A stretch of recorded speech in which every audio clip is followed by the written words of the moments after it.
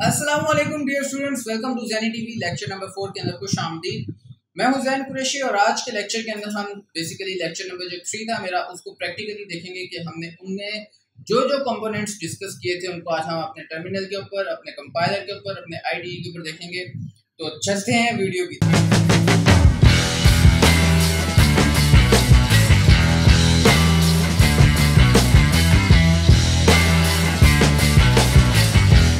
Alright, welcome back.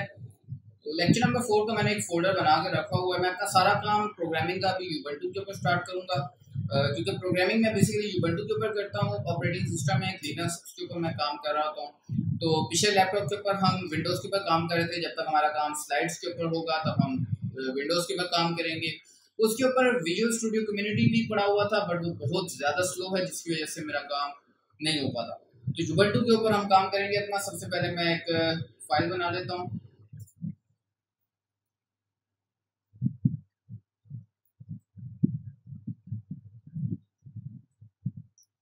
मेरी एक file बन गई है, इसको मैं ओपन कर लेता हूँ और इसके अंदर मैं अपना बेसिक स्ट्रक्चर जो है C++ लैंग्वेज का वो मैं लिख देता हूँ।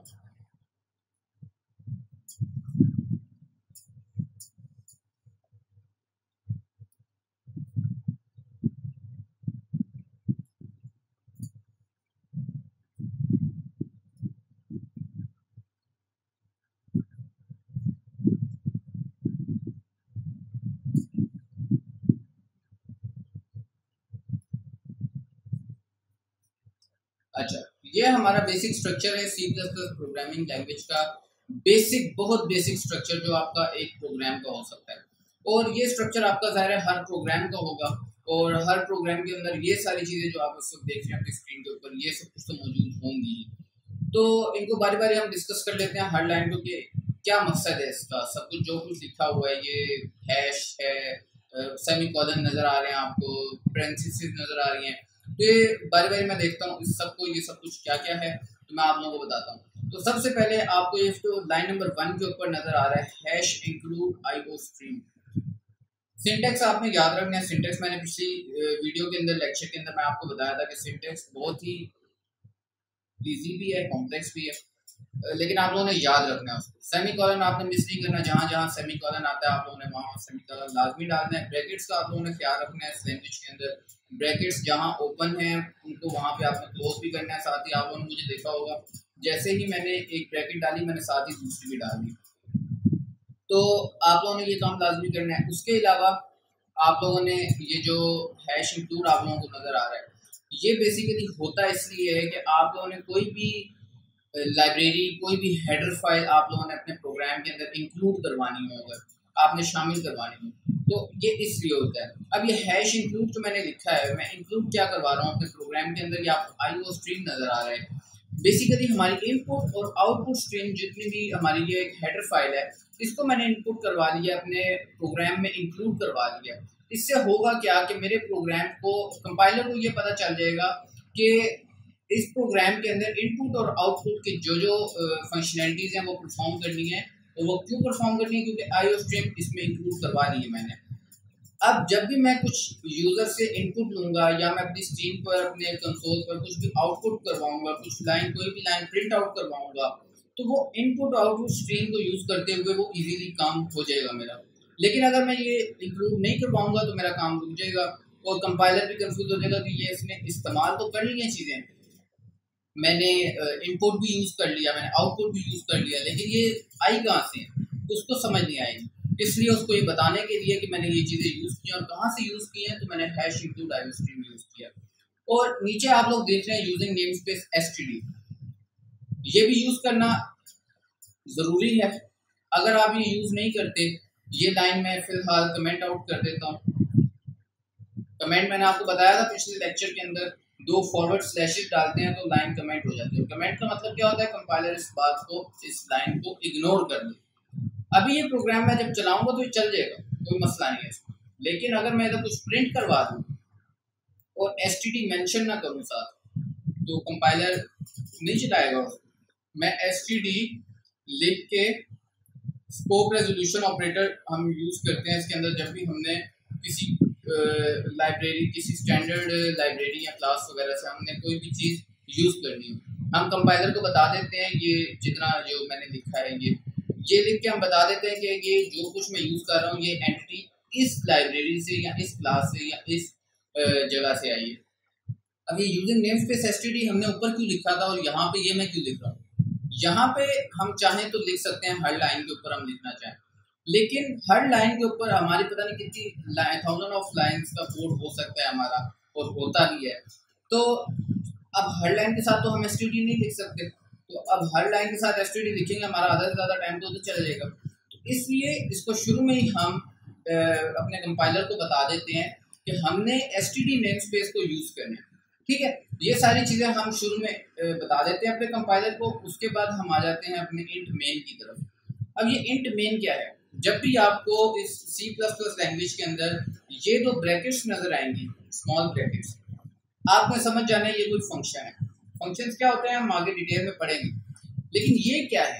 ये मेन फंक्शन है हमारा। जब भी हमारा कोई कंपाइलर, जब भी हमारा कोई प्रोग्राम एग्जीक्यूट होता है तो कंपाइलर उसको मेन फंक्शन से स्टार्ट करता है। अब मेन फंक्शन के अंदर फिलहाल तो कुछ भी नहीं लिखा हुआ, मैंने कोई कोड शोड नहीं लिखा हुआ इसके अंदर, लेकिन जब भी मैं इसको रन करूंगा तो इंट मेन से मेरा कंपाइलर इसको रन करना स्टार्ट करेगा, और इसकी जो ब्रैकेट जहाँ पे एंड हो रही होगी, जहाँ अगर रिटर्न 0 नहीं दिया हुआ तो इस ब्रैकेट तक वो काम करेगा। अगर रिटर्न 0 दिया हुआ है तो इसका मतलब कि यहाँ पर मेरा प्रोग्राम सक्सेसफुली टर्मिनेट हो चुका है।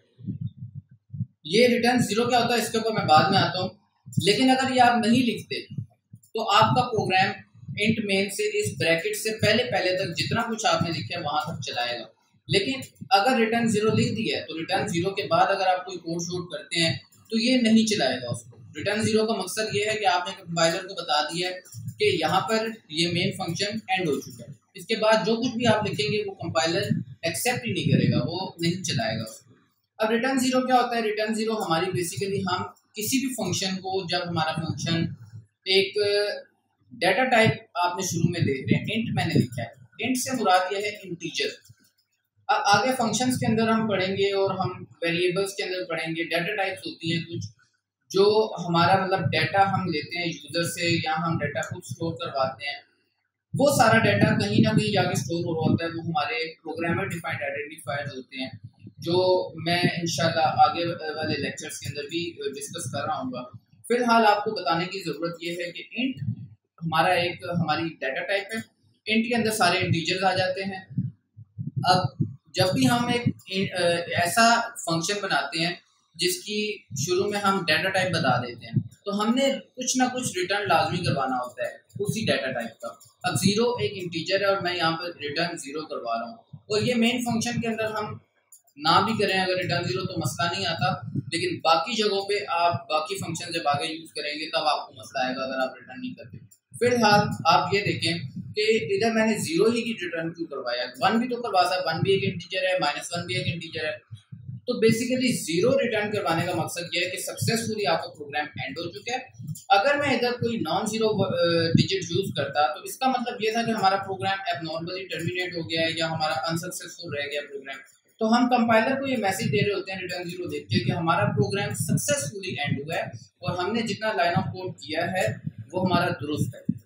अब इंट मेन हमारा जब एग्जीक्यूट होता है इस ब्रैकेट से शुरू होता है और ये इसका स्कोप होता है जहां तक वो चलता है, जो उसकी लिमिट्स होती हैं। अब यहाँ से ये शुरू होता है और इस ब्रैकेट तक ये खत्म हो जाता है इंट मेन। इसके बाद अगर आप कुछ लिख देते हैं तो भी वो नहीं चलेगा, इंट मेन का हिस्सा नहीं है वो। तो कुछ केसेस के अंदर हम आगे देखेंगे कि इंट मेन से बाहर हम जो चीज़ें यूज कर रहे होते हैं, क्यों कर रहे होते हैं, कैसे कर रहे होते हैं, वो सर्टेन केसेस होते हैं फिर हमारे। लेकिन फिलहाल आपके लिए ज़रूरी ये है कि आप लोग इस बात को याद रखें कि हैश इंक्लूड आईओस्ट्रीम किस लिए यूज होता है, यूजिंग नेमस्पेस एसटीडी किस लिए यूज होता है, इंट मेन क्या है और रिटर्न 0 क्या है। ये सारी चीज़ें हमारा एक बेसिक स्ट्रक्चर कंप्लीट करती हैं C++ लैंग्वेज का। कोई भी प्रोग्राम हो उसके अंदर ये आप लोगों ने लाजमी लिखना होता है। अगर आप ये चीज़ें मिस कर जाएंगे तो आप एरर्स का सामना करेंगे। एरर्स के ऊपर एक आगे फ्यूचर में वीडियो है जो हमने अपलोड करनी है। एरर्स के ऊपर मुख्तलिफ किस्म के एरर्स होते हैं, वो आगे जाके देखेंगे। तो फिलहाल आप लोगों के लिए काम सिर्फ यही है कि आप इस स्ट्रक्चर को याद रखें और किसी भी किस्म की कोई क्यूरी होती है तो आप कमेंट बॉक्स में मुझे बता सकते हैं। तो ये था आज का लेक्चर, मिलते हैं इंशाल्लाह नेक्स्ट लेक्चर के अंदर, लेक्चर नंबर 5 के अंदर किसी भी किस्म की कोई क्यूरी होती है कमेंट कर सकते हैं, मुझे डीएम कर सकते हैं ZDTV के ऊपर, मुझे ईमेल कर सकते हैं qureshi500@gmail.com। मैं आपको रिप्लाई कर दूंगा, सेटिस्फैक्ट्री रिप्लाई करूंगा, आप लोगों को चीज़ें समझ आ जाएं, यही मेरा मकसद है। तो मिलते हैं इंशाल्लाह नेक्स्ट वीडियो में, तब तक के लिए अपना ख्याल रखें। अल्लाह हाफ़िज़।